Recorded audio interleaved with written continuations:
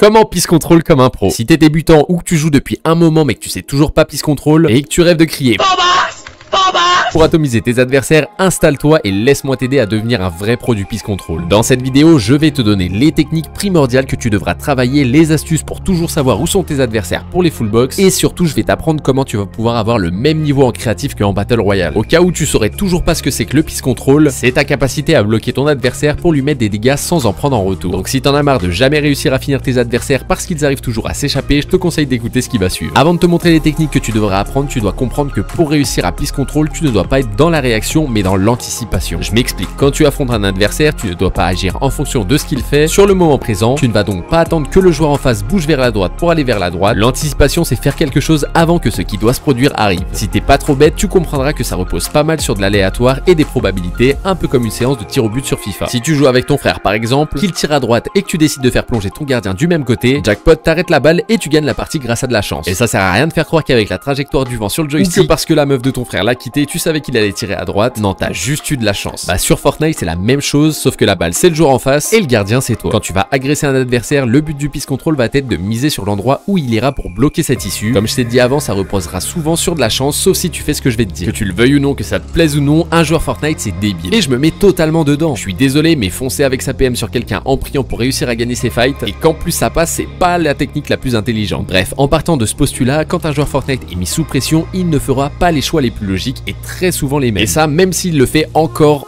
et encore alors qu'il se fait punir. Donc avec les techniques que tu vas apprendre tout de suite, je vais te montrer comment tu réussiras toujours à Peace Control ton adversaire. Il n'y a pas 36 000 solutions, en fonction de là où il est, tu pourras le bloquer par le haut, les côtés ou le bas. Plusieurs techniques sont donc possibles et au plus tu en connaîtras, au plus tu pourras t'adapter en fonction de la situation. On commence par le Peace Control sur les côtés, c'est celui que je préfère et que tu retrouveras très régulièrement. Pour t'entraîner, je te recommande d'aller sur ma app d'entraînement conçue spécialement pour ça, tu auras juste à taper Oni dans la barre de recherche pour la trouver et elle te permettra de faire tripler ton niveau en une semaine. J'ai fait une vidéo complète dessus si jamais ça t'intéresse. Tu auras juste à cliquer sur l'écran après la vidéo. Pour Peace Control par le côté, la meilleure technique est de poser un mur pour les hits avec une fenêtre, puis de construire un véritable hôtel 5 étoiles en mettant 2 cônes et des murs autour de lui. Il faudra bien veiller à rester le plus à gauche de ta fenêtre pour éviter que ton adversaire puisse te mettre des dégâts, et évidemment tu devras l'entraîner de côté. Pour ça, rien de mieux que le scénario 1 de la map, le 3 ou encore le 5. Bon, pour les gros flexeurs qui vivent pour les caméras, vous pouvez aussi poser un escalier à la place du cône, mais franchement vous perdez du temps, même si quelquefois ça pourra vous aider à tanker une balle de pompe. Maintenant que tu sais Peace Control sur le côté, on va passer au deuxième plus répandu, celui du bas. Pour ça tu vas poser un sol et un cône à tes pieds que tu double éditeras pour ensuite poser un cône et des murs autour. Si t'es assez rapide, je te recommande de poser un mur devant toi et d'éditer une fenêtre au cas où l'adversaire en face s'y attend. Et comme d'habitude, si tu veux flex, tu peux remplacer les cônes par des escaliers, ce qui est pas si déconnant que ça pour bloquer complètement quelqu'un. Deuxième technique pour Peace Control par le bas, c'est exactement la même que sur le côté, mais cette fois-ci en bas. Il faudra donc que tu descendes d'une box pour répliquer le même schéma qu'avant. Pour travailler ces techniques, tu pourras faire l'exercice 8 spécialement pour la deuxième, mais aussi le deuxième exercice, le quatrième et le septième. Troisième technique que je mettrai entre le Peace Control sur le côté et le bas, mais qui est extrêmement efficace, surtout contre les bons joueurs. Ça va être de prédire le side jump de ton adversaire. Tu vas donc poser un mur devant toi, édite une fenêtre pour placer un cône ou un escalier que tu éditeras aussi. Si jamais tu appliques les astuces que je te donnerai dans la suite de la vidéo, il devrait se retrouver fort dépourvu par le clip qu'il viendra de prendre. On passe au Peace Control par le haut qui fait aussi partie des plus utilisés. Pour le travailler, tu pourras faire les scénarios 2, 6 et 2 de la section tunnel. La première technique sera les side jump où tu devras poser un mur en le faisant, puis édite une fenêtre pour finir par un Peace Control classique. La deuxième technique est un peu plus compliquée et il nécessitera de poser ce qu'on appelle un high wall. C'est le fait de poser un mur sur 2 hauteurs. Tu termineras aussi par un Peace Control classique à la fin. Troisième technique, c'est une de mes préférées. Tu vas la faire après un side jump ou en face de toi directement en posant un escalier, un sol, un mur et des murs tout autour. Avec ces trois techniques, normalement tu auras tout ce qu'il faudra pour reprendre la hauteur à quelqu'un en le bloquant, donc je te conseille vraiment de bien les travailler. Et je t'en présente une petite dernière pour le jour où tu seras le go. Elle peut s'avérer utile même si c'est surtout pour flex. C'est la retake de Polarize et elle consistera à poser un cône que tu éditeras en deux pour reposer un cône par-dessus, des murs tout autour pour bloquer ton adversaire et l'atomiser bien évidemment. Maintenant que tu as toutes les techniques et que tu as mis la map en favori pour pouvoir t'entraîner et que tu es devenu trop fort, on va imaginer que tu maîtrises tout ça à la perfection. Malheureusement, ça suffira pas pour réussir à Peace Control comme un pro, parce que faire ces techniques c'est bien, mais c'est mieux quand l'adversaire est dedans, et je vais te dire ce que tu dois apprendre pour qu'il le soit tout le temps. Pour ce faire, tu devras t'aider non pas de tes capacités de doigté, mais celles d'observation et d'écoute. En gros, tu vas devoir comprendre ce qui entoure ton adversaire et si t'as un bon casque, t'aider du son qu'il produit ou alors des indications visuelles qui sont très bons moyens de savoir où la personne va. Une fois que t'as compris tout ça, il va falloir que tu fasses déplacer ton adversaire de son emplacement initial. Parce que s'il reste dans sa box, tu vas pas pisse contrôle grand chose malheureusement. Pour le faire bouger, il n'y a pas 36 000 solutions, va falloir lui mettre la pression et c'est la façon dont tu arriveras à mettre la pression qui influencera la position vers laquelle il va aller. Rappelle-toi ce que je t'ai dit avec la séance de tir au but. Si au moment où ton frère tire, tu pousses son joystick vers la droite, la balle ira obligatoirement à droite et tu pourras l'arrêter. Bah là c'est pareil, tu vas mettre une pression quelque part pour qu'il aille à l'endroit où tu veux exactement qu'il aille. Pour te faire deux options, les armes ou la construction. Ou tu décides de spam comme un gros débile au risque de te prendre un pré-shot ou des timings désavantageux, ou alors tu essayes de remplacer ses constructions pour en mettre une dans sa box pour le finir, ce qui est pas souvent la meilleure solution. Sinon tu peux faire comme moi et réaliser les deux en même temps pour essayer de le piece control afin de le terminer. C'est personnellement ce que je fais énormément, je vais spam le mur de mon adversaire avec une PM ou une AR et une fois que j'arrive à casser, je vais appuyer sur ma touche d'escalier pour en mettre dans sa box. Ça marche très souvent, pas parce que je suis trop fort, mais parce que quand un joueur Fortnite panique, je te l'ai déjà dit mais il devient bête, répète les mêmes erreurs et va souvent oublier de mettre un cône dans sa box pour se protéger. Quand tu vas lui mettre la pression, il va chercher la première issue de secours pour se sauver sans comprendre ce qui se passe autour de lui et je te rassure, je suis exactement comme ça moi aussi. Bref, une fois que tu auras réussi à lui mettre la pression, comme je t'ai dit, en fonction de ta position, il aura 3 issues possibles voire 4 dans certains cas. Le haut, les côtés droit et gauche ainsi que l'arrière. Tu le sais peut-être pas mais ton cerveau, que ce soit pour Fortnite ou un autre domaine, c'est un vrai feignant. Il cherchera donc toujours les solutions les plus courtes et faciles d'accès. Pour savoir donc où il va sortir, tu vas te demander quelle est l'issue la plus compliquée à prendre pour lui. Si t'as répondu l'arrière, t'as eu raison, effectivement, pourquoi est-ce que je m'embêterais à me retourner vers un mur que je vois pas alors que j'ai ceux sur les côtés ou alors en haut et en bas. Malheureusement, énormément de joueurs oublieront cette issue alors que c'est sûrement une des meilleures, mais ça c'est pas le sujet. Maintenant que tu as condamné par un peu de logique une issue, il t'en reste 3 que tu pourras aussi condamner par toi-même. À savoir que si tu piece contrôle au préalable une issue, avant de mettre la pression sur ton adversaire, il y a très peu de chances qu'il aille dedans, à moins que ce soit un idiot du village. À ce moment-là, tu mets donc toutes tes chances de ton côté pour pouvoir l'attraper dans tes filets. Alors bien évidemment, c'est plus facile à dire qu'à faire, mais le meilleur moyen pour réussir va être de pratiquer pour avoir de l'expérience. La pire erreur que tu puisses faire quand tu vas en arène ou en game, c'est de tryhard plus que tout au monde pour gagner des points, alors que c'est ici que devrait être ton terrain d'entraînement et pareil en bullfight. Si tu veux avoir le même niveau en créatif qu'en game normal, il va falloir que tu fasses les mêmes choses que tu fais en créatif qu'en game normal. Et ça, même si t'as pas les FPS ou la connexion. Tu dois absolument te forcer à tester tout ce que tu as appris quitte à mourir. Si tu savais le nombre de retours lobby que j'ai fait avant de pouvoir faire ce genre de clip que tu vois, même tes joueurs pro préférés sont passés par là. Il ne faut absolument pas griller les étapes, être impatient ou vouloir tout de suite que ça marche. C'est le meilleur moyen pour se décourager et ne jamais progresser. Alors fais-moi confiance, prends ton temps, même si tu dois apprendre moins rapidement que les autres. Tu verras qu'avec du temps et du travail, t'arriveras au final à les surpasser et en plus t'auras beaucoup plus de mérite à devenir fort en travaillant qu'en faisant rien. Donc même si tu fais 1, 2, 3, 15 retours lobby, si dans ces 15 retours lobby t'as essayé à chaque partie d'appliquer ce pourquoi tu t'es entraîné, tu pourras te dire que ça aura valu le coup. En plus tu verras forcément une évolution au fur et à mesure du temps. Dites-vous qu'avant de pouvoir faire tout ça, j'ai mis une semaine entière à faire que des retours lobby et pas en arène, mais bien en battle royale normal alors que les gens sont pas ouf. Alors sois patient, entraîne-toi et tu verras que tout arrivera à temps. En tout cas, j'espère que la vidéo t'aura plu et qu'elle t'aura aidé surtout. Si c'est le cas, je te laisse me le dire en commentaire, poser ton like. J'en profite aussi pour te dire que le Black Friday sur mon site Focus a commencé. Donc si tu souhaites te procurer un tapis, arm sleeve, bag ou autre pour être meilleur et devenir la meilleure version de toi-même, tu auras le lien en description. On a fait énormément de réductions, alors n'hésite pas. Peace.